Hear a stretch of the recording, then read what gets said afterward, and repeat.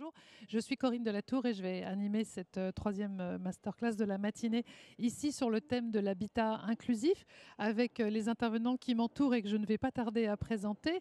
Si vous n'avez pas encore assisté à une masterclass, le principe c'est on partage une expérience, une solution, un exemple concret.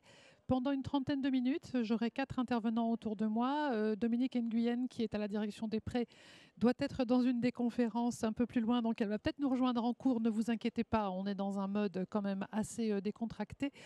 Là, l'idée, c'est de parler de l'habitat inclusif à l'ère du on ne laisse personne de côté et en tout cas, on a les moyens dans les pays qui sont les nôtres de trouver des solutions pour accompagner toutes les personnes en difficulté ou ponctuelles ou un peu plus sur le long terme. On va parler de cela grâce à l'habitat et avec l'action de la Banque des Territoires. Donc, 30 minutes d'échange avec les intervenants et puis 15 minutes ou un peu plus avec vous si vous avez des questions, puisque c'est comme ça que ça marche. Il n'y a rien de tel pour apprendre que de poser des questions et d'obtenir des réponses plutôt qu'un discours. Donc on n'hésite pas, on est dans le dialogue, vous me ferez signe, je vous apporterai le micro. Alors pour parler de l'habitat inclusif, ils sont autour de moi et je vais commencer par le pilote, donc Alain Cauchy, qui... alors on va passer, je suis un peu la femme orchestre aujourd'hui puisque je dois aussi passer les images. Voilà, nos invités, Alain Cauchy, qui est donc à la direction du patrimoine, directeur du patrimoine du groupe chez CDC Habitat. Alain Cauchy, bonjour. Bruno Bataille, directeur interrégional CDC Habitat Grand Ouest. Bonjour Bruno Bataille. Catherine Delcroix, qui est fondatrice d'Intermed, mais qui est aussi responsable service développement social à Doma et fondatrice du réseau Intermed dont on va parler. Et puis nous aurons peut-être avec nous Dominique Nguyen qui s'est peut-être perdu dans les couloirs parce que la direction des prêts c'est important quand on parle d'habitat inclusif. Ah là voilà Dominique. Équipez-vous Dominique et vous nous rejoignez. Bien. Installez-vous, je vous en prie, mettez-vous confortablement. Si vous préférez rester debout, on reste debout. Voilà. Je vais vous passer mon micro dans une seconde. Alain, ma première question va vers vous. Alors, vous avez piloté la préparation de cette masterclass. Vous avez choisi de traiter le thème « Comment construire un habitat intégré aux évolutions des sociétés ?» et vous allez nous expliquer pourquoi ce contexte particulier des sociétés, évolution des sociétés. Merci. Bonjour à tous. Donc l'habitat inclusif, oui, un thème important parce que je pense que tous, autant que nous sommes dans cette salle, nous avons dans notre entourage sans doute des personnes en situation de fragilité ou à minima en situation d'isolement. Et c'est un sujet qui restera d'actualité pour les temps à venir parce que même si on parle de personnes en fragilité, les personnes âgées, les projections font état que d'ici 2050, le nombre de personnes de plus de 75 ans aura triplé, le nombre de personnes de plus de 85 ans aura sans doute quadruplé, et le nombre de centenaires, ça se compte en 10 fois, voire 15 fois plus que ce qu'on peut compter aujourd'hui. Donc un nombre croissant de personnes qui, dans tous les cas, comme tout un chacun, aspire à avoir un habitat qu'il puisse choisir et qu'il puisse choisir aussi avec qui il va partager cet habitat. Alors les demandes sont des demandes d'aide, des demandes d'accompagnement, des demandes de services associés au logement et qui permettent, dans un environnement sécurisé, dans un environnement adapté, d'avoir des garanties à minima d'une inclusion sociale et de services associés à ce logement. Donc voilà pour le contexte. Ensuite, la partie Alors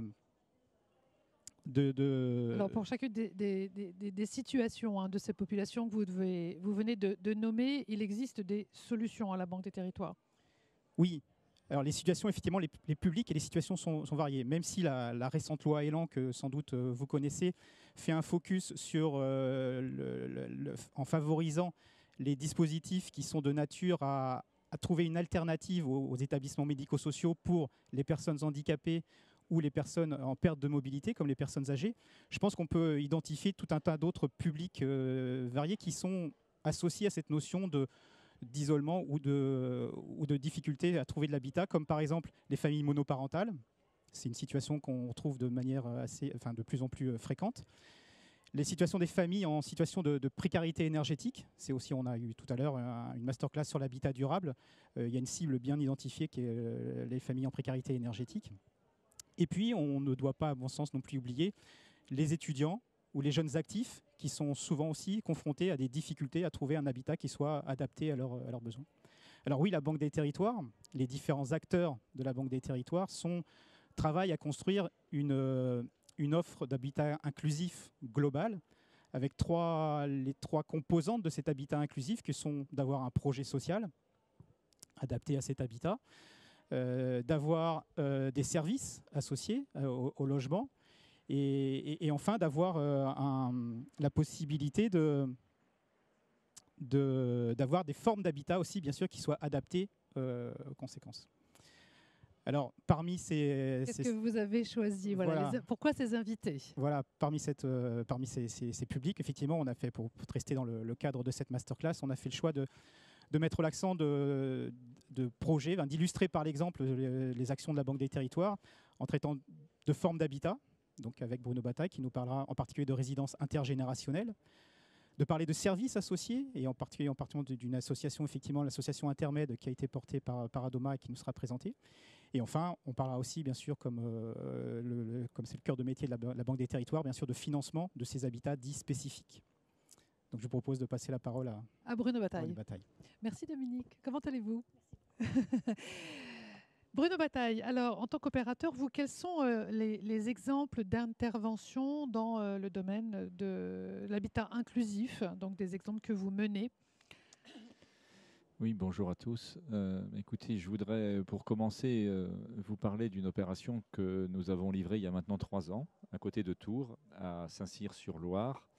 Un projet qui a été monté à l'initiative de la collectivité, de la ville de Saint-Cyr, qui avait le souci de trouver une alternative entre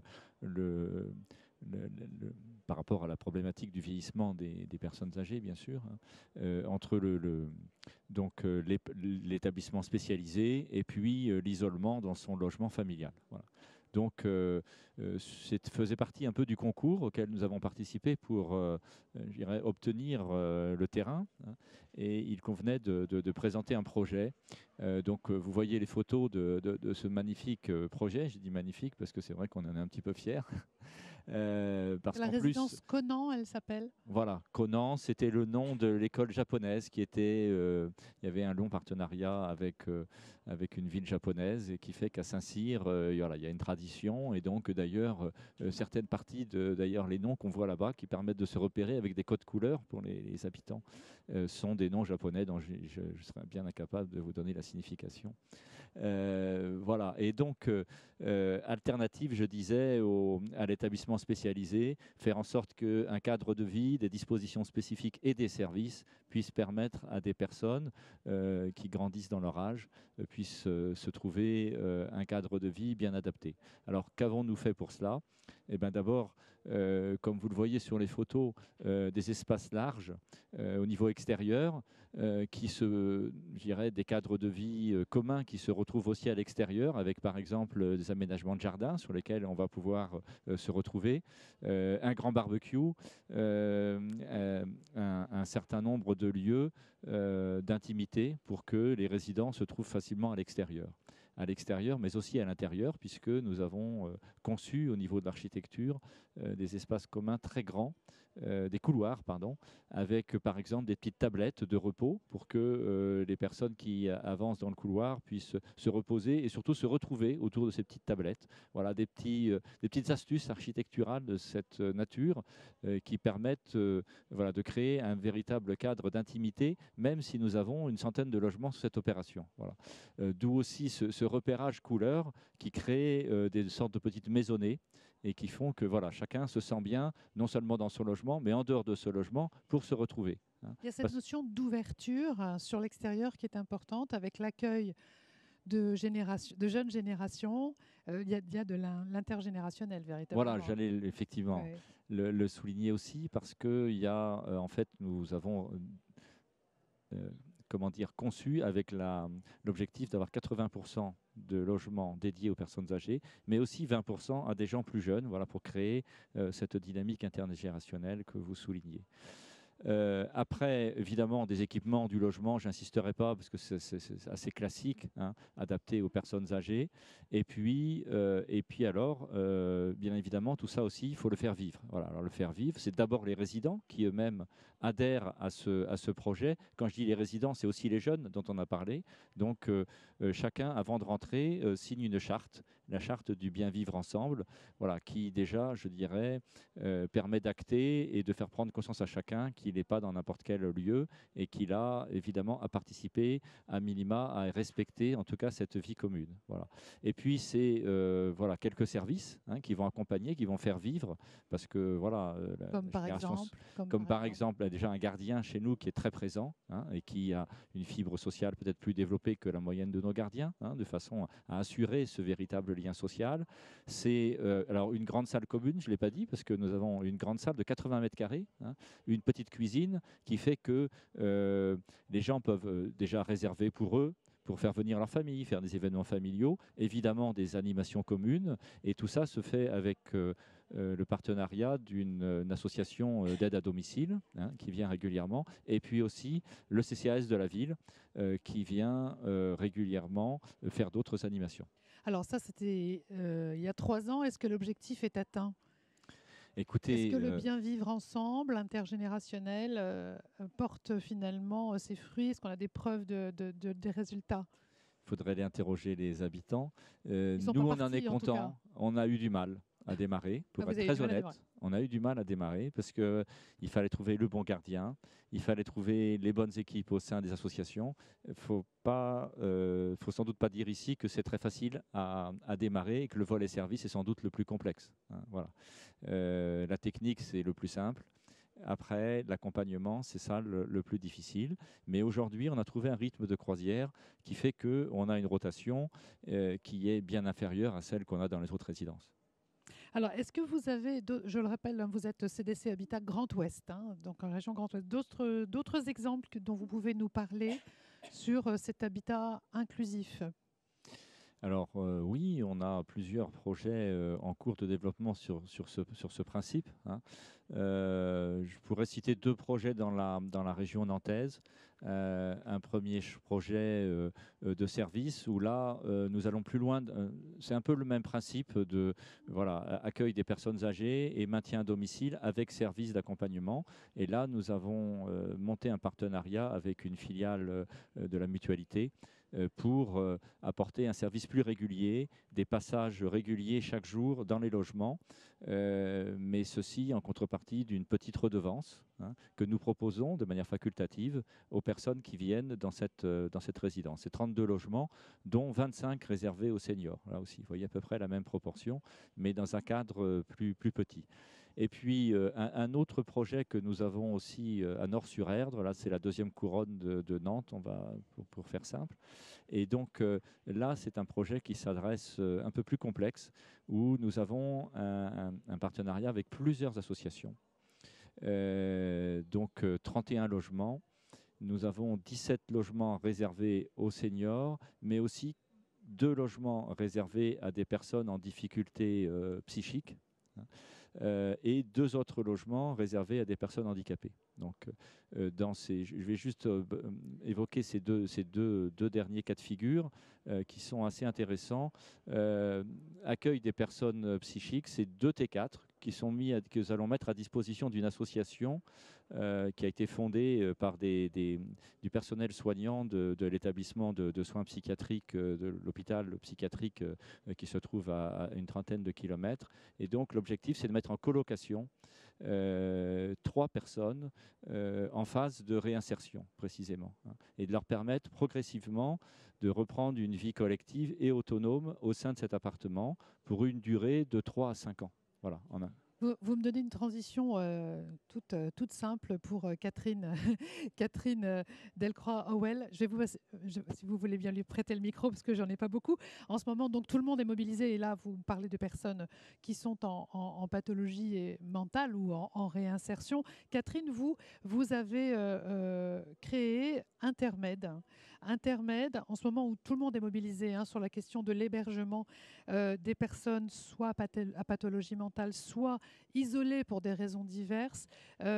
Intermède crée le lien intermédiaire. Dites-nous quel est le but de cette association et comment ça fonctionne. Effectivement, la petite phrase qui est sous notre logo, c'est « relier pour soigner ». Donc, ça en dit beaucoup. Mettez bien le micro. Pardon.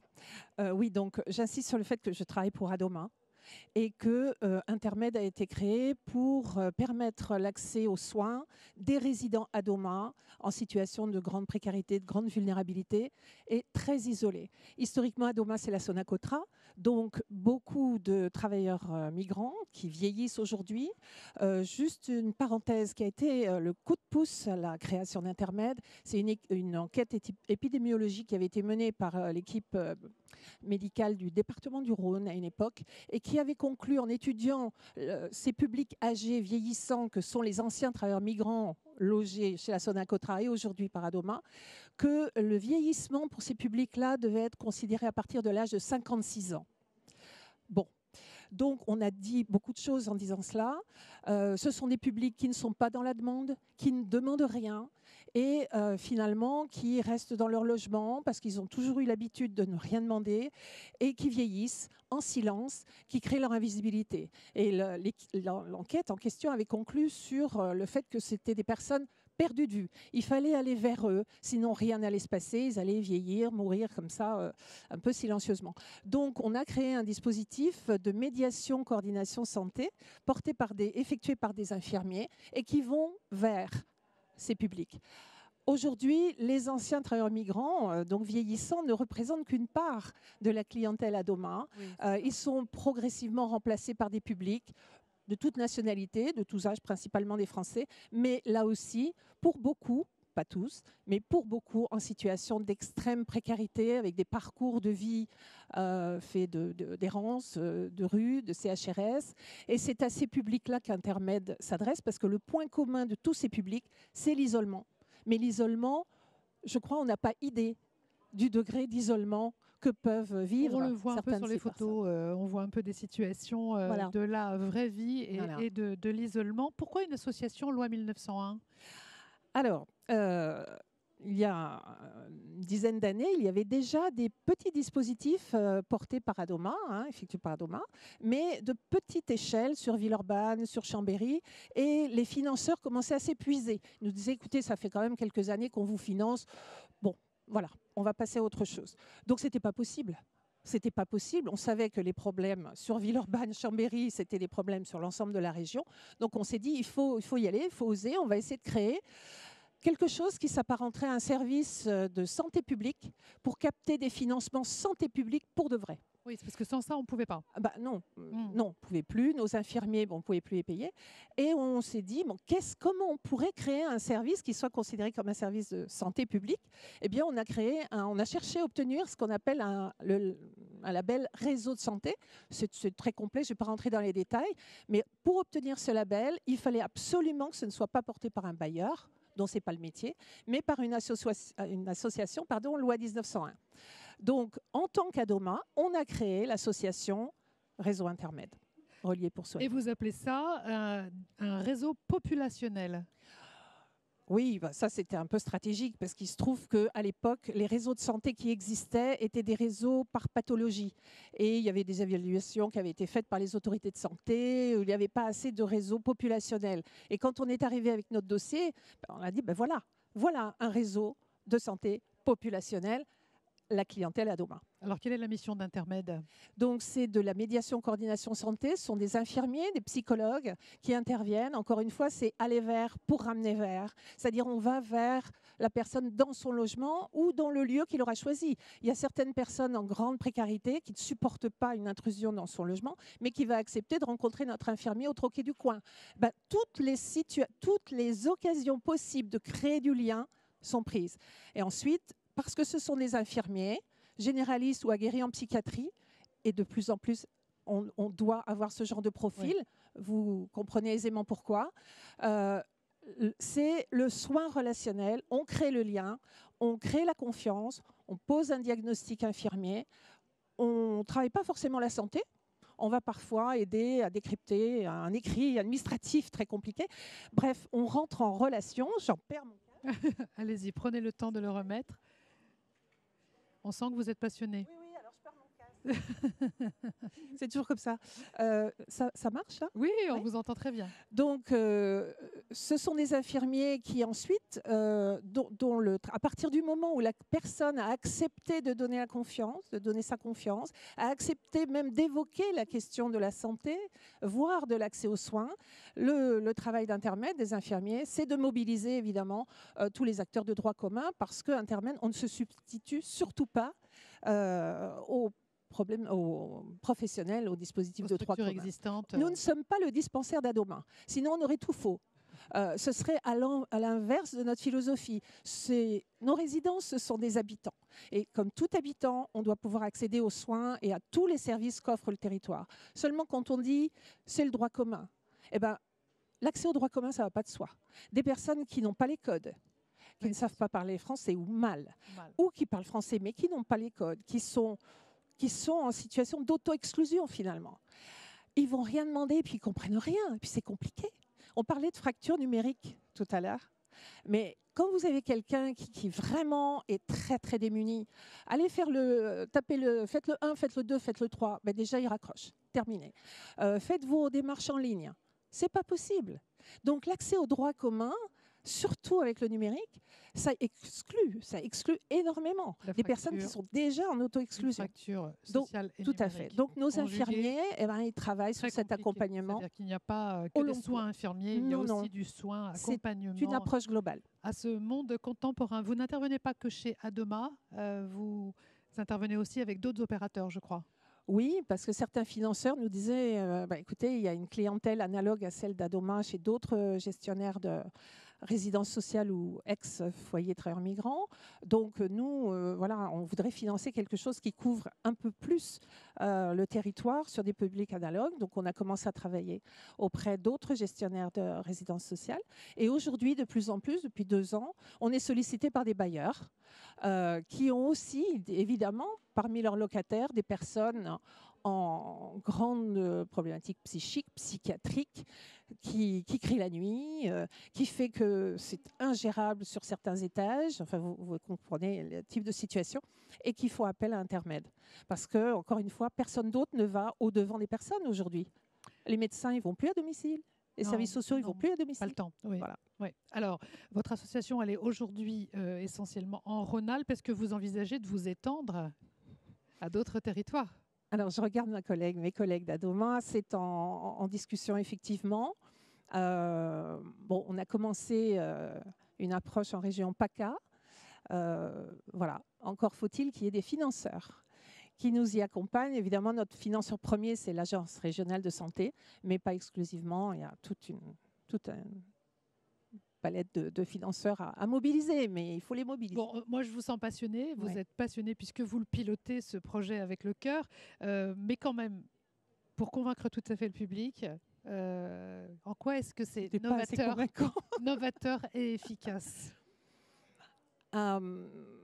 Oui, c'est novateur parce que, c'est novateur parce que notre spécificité, je l'ai dit, c'est d'aller vers, mais vraiment pour de vrai. C'est la durée. On a des personnes qu'on accompagne depuis des années parce que la situation va en empirant, problématique du vieillissement, bien évidemment, l'entrée en dépendance. On n'est pas financé à la mesure, vous savez, les mesures 3 mois renouvelables. Non, on n'est pas mesuré, on n'est pas financé comme ça. C'est un grand luxe parce que, oui, on travaille dans la durée. Une fois que tout le droit commun a pris, toutes les prises en charge sont effectives pour vraiment le médecin traitant, les infirmiers à domicile, les aides à domicile, la mesure de protection, etc., on reste en veille parce qu'il faut éviter les ruptures de soins. Que dire d'autre? L'efficience, moi je pense que c'est efficient parce que le coût d'un accompagnement par an, excusez-moi, je vais rentrer dans les chiffres, mais c'est important, surtout pour nos financeurs. Oui. Un accompagnement sur une année, et Dieu sait si c'est chronophage, enfin vous imaginez tout ce que ça prend de médiation, de coordination, de convaincre le médecin traitant, si, il faut prendre un nouveau patient, non, ma file d'attente, hein. Oui, mais je serai là, je vous aiderai, je m'engage à ce que la personne prenne bien son traitement, etc. 1064 € par an.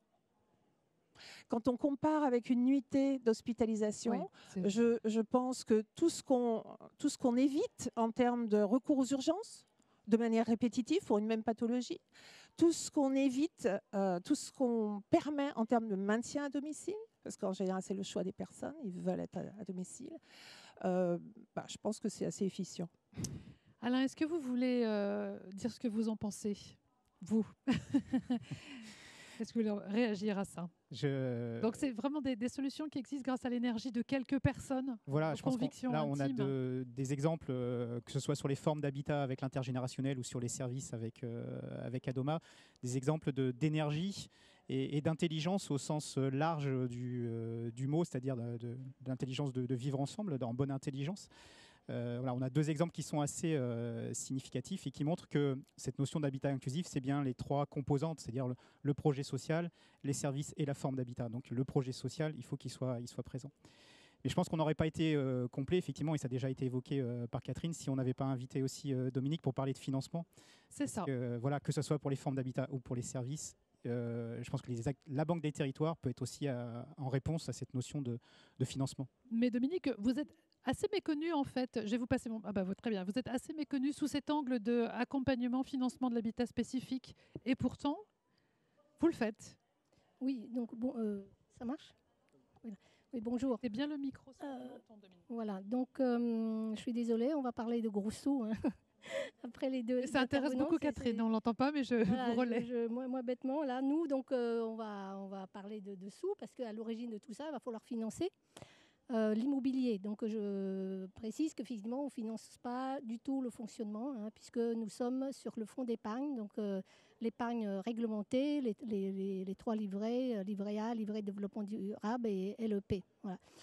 Avec cette ressource, donc, nous allons faire des prêts donc, à très long terme. Et si quelqu'un peut appuyer sur un premier slide, pardon, voilà, Alain. Voilà, c'est pas très connu, mais en dehors du logement donc classique HLM, le fonds d'épargne a financé depuis de très longues dates ce que nous appelons habitat spécifique. Nous avons un service dédié et nous travaillons donc sur la thématique de tout ce qui est hors logement ordinaire. Voilà, aujourd'hui, on parle d'habitat inclusif, mais donc nous, depuis longtemps, effectivement, on a couvert toutes les problématiques qui ne sont pas couvertes par le logement ordinaire. Donc, vous voyez la typologie, hein, ça va depuis l'hébergement, donc d'urgence d'insertion, logement, toutes sortes de logements en structure collective, toutes les institutions qui répondent à une prise en charge spécifique, par exemple handicap, par exemple les mineurs en difficulté. On finance énormément aussi le parc privé conventionné 1 et puis dernièrement on nous a appelé aussi pour financer l'accession sociale à la propriété via le mécanisme des démembrements. Donc pour nous, effectivement, l'habitat inclusif, ça rentre complètement dans le champ de ce qu'on fait déjà, de ce qu'on sait faire déjà, avec effectivement une analyse encore un peu particulière quand il s'agit effectivement de réfléchir aujourd'hui comment financer l'habitat inclusif, donc avec les trois caractéristiques, et des parties communes à financer aussi.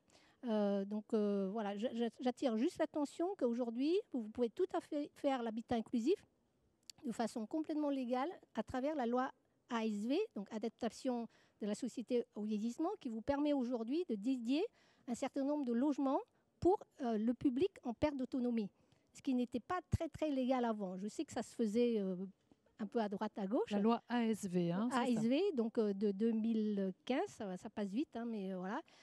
Qui permet aujourd'hui d'avoir des agréments, PLS la plupart du temps, mais aussi plus ou PLAI, hein, les trois types d'agréments, à condition qu'il y ait une autorisation spécifique du préfet pour que vous puissiez monter un projet dédié en particulier au public, donc en perte d'autonomie.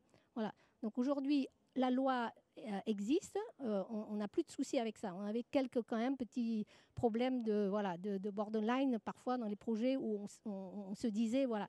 on le finançait quand même, mais ce serait bien que tout ça, ça soit bien bordé. Et donc la loi, les législateurs nous ont entendus. Et donc aujourd'hui, on n'a plus de soucis avec ça.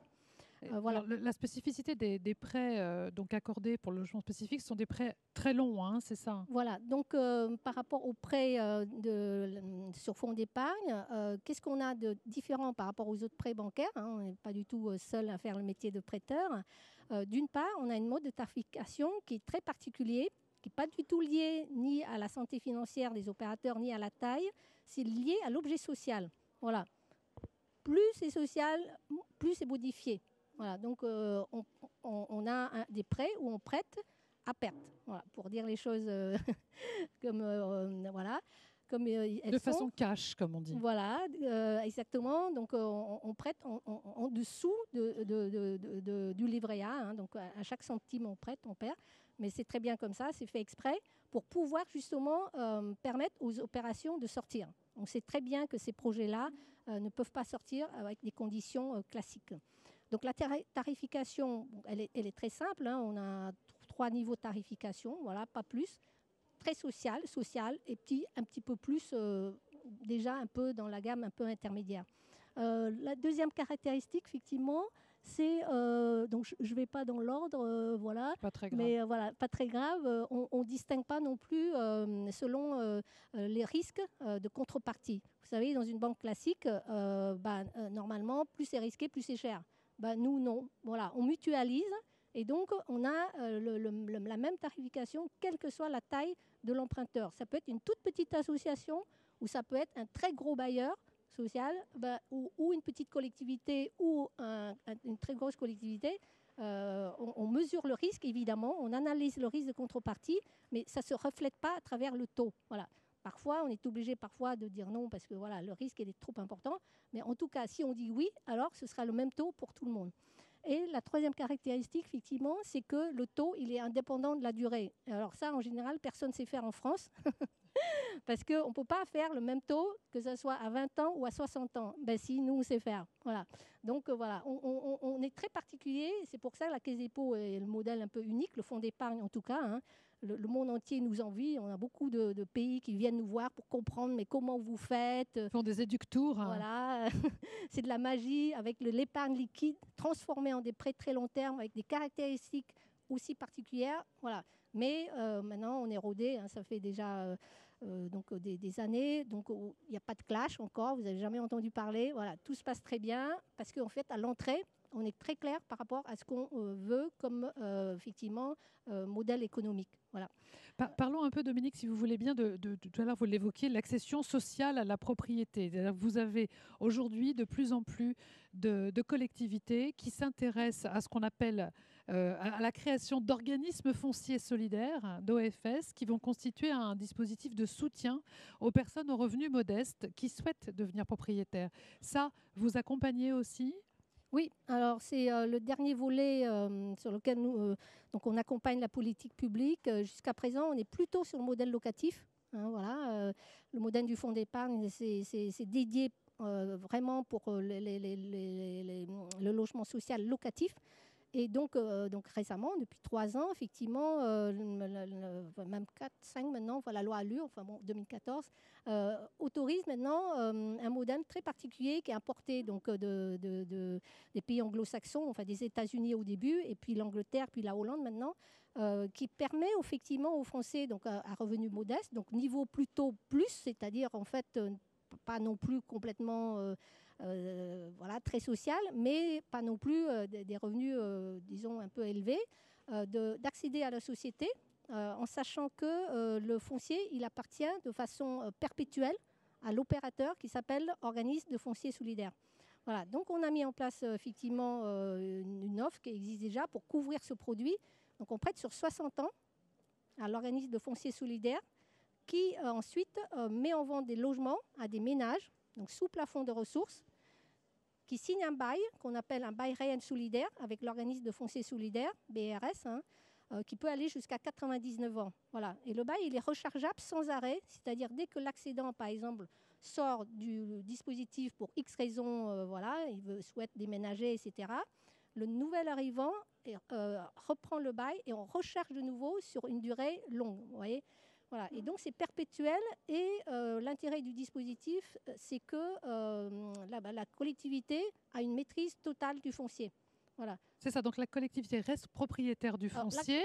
À travers l'organisme de foncier solidaire. À travers l'OFS. C'est une politique de maîtrise foncière impulsée quand même à l'origine par les collectivités qui rentrent ou qui ne rentrent pas d'ailleurs dans l'organisme foncier solidaire. De volonté. En tout cas, il y a une volonté, effectivement, que notamment le foncier ne ressort pas, comme on a pu constater sur le marché de l'accession sociale via le mécanisme de location-accession, PSLA, qu'au bout de quelques années, en fait, le logement, il repart dans le privé, voilà, et que les ménages encaissent en général une plus-value, ce qui est très bien aussi, mais que du coup, le logement, il n'est plus dans le parc social. Voilà.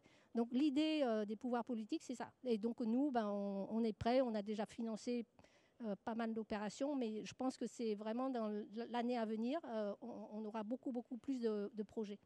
Voilà, si vous ne le saviez pas, donc en effet, la direction des prêts est dispose d'un certain nombre d'outils de financement pour encourager l'habitat inclusif. Est-ce que vous avez des questions, messieurs, dames? Je vous apporte bien volontiers le micro, si tel est le cas.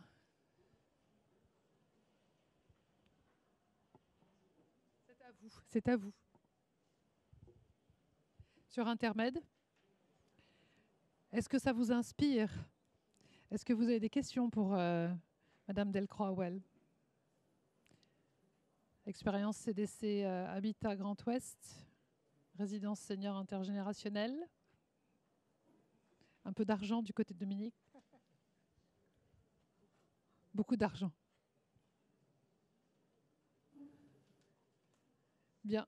J'aurais une question pour vous. Petite question. Eh bien voilà, Catherine a une question pour Dominique.